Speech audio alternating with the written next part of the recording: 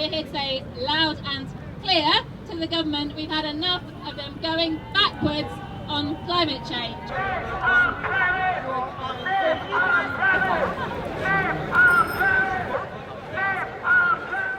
I am here to spread awareness of the consequences of landfill, flooding and climate change, a toxic combination that can kill.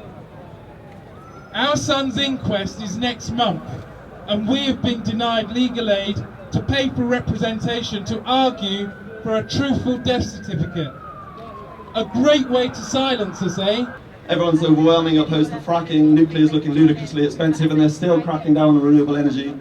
We're installing about 10% of the solar power we were this time last year. It's a great shame, I think. It's a bit of a tragedy.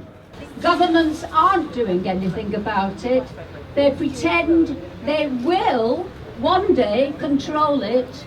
Meanwhile, this government does nothing. The only solution to this is something that would be very, very easy.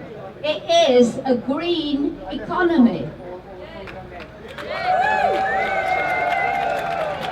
We're walking backwards. Because the government are going backwards on climate change. Clean air now in London town. Clean air now. Clean air now. Clean air now in London town. David Cameron was even so sure of this promise that he put it into his election manifesto and was voted in 2010 on the promise that there would be no new runway, no ifs, no buts. No new runway, no ifs, no buts, no new runway.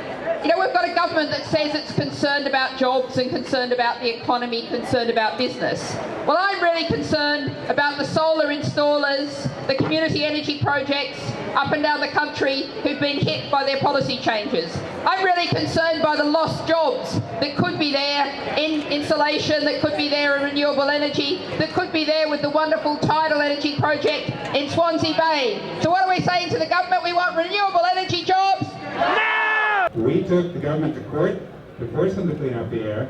We beat them in the Supreme Court over there. And what's the government doing? The government is now defying the order of the Supreme Court. So we're taking them back to court. We're going to beat them, we're going to thrash them, we're going to require them to comply with the law. But we need your help. We need you to join the No to Dirty Air campaign. We need the Prime Minister to hear that it's no longer acceptable for that 40,000 people a year die of air pollution in the UK. If that was cholera, if 40,000 people were dying of cholera, he'd do something. I'm going to take this for the oil and gas industry. Thank you. Very nice. Thank you. Thank you, ladies and gentlemen, for endorsing this government's energy policy to the hilt. Bad day to you. I hope you bump into a lamppost on the way home.